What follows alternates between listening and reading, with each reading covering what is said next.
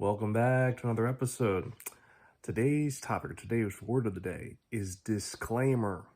My son and I have been working on the best methods to protect intellectual property. Why? Because it's going to be a growing business for sure. It already is. So, in any case, we've been looking into licensing and we've been looking into business models.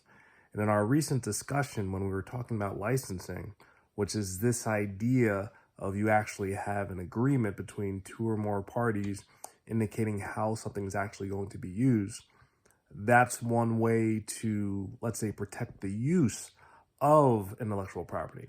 But the disclaimer was something that we stumbled upon, that anytime you consider any type of training opportunity, it usually comes with some sort of disclaimer. And this is what the disclaimer means.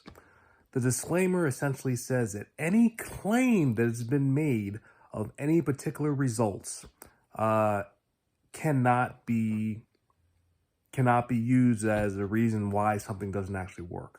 So it's almost like a loophole. It's a way for, let's say, whatever the instructor, the intellectual property is actually doing, to get out of any claims that, oh, well, I was promised this or I was promised that. It kind of just wipes the slate clean. And when you actually do that at the beginning, you're taking a preemptive approach to any claims that may be unfounded. So this was something that we found that was very powerful. It's something that you can use even before you have the intellectual property itself. It just nixes any of the claims that people actually may have beforehand. And that is very powerful. So you see it in most legal documents, probably emails and all sorts of other things, but training especially. And what it essentially means is, I'm going to teach you something, or I'm going to give you something, but I give you no promise of the results you're actually going to get. And what that really says is, this is not a do nothing opportunity. You actually have to do something and make something work and make something happen in order to get certain results. But even if you do, there's still no guarantee that will happen either. So it's just something to think about. Is an investment actually something that comes with a disclaimer? I don't know.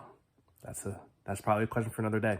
But I appreciate you tuning in to Disclaimer. It's something to recognize. It's something to understand, because it is part of erasing a promise. If you have an understanding of a promise or a guarantee, it essentially removes that. So just be very clear and aware of what the disclaimer says and what it means.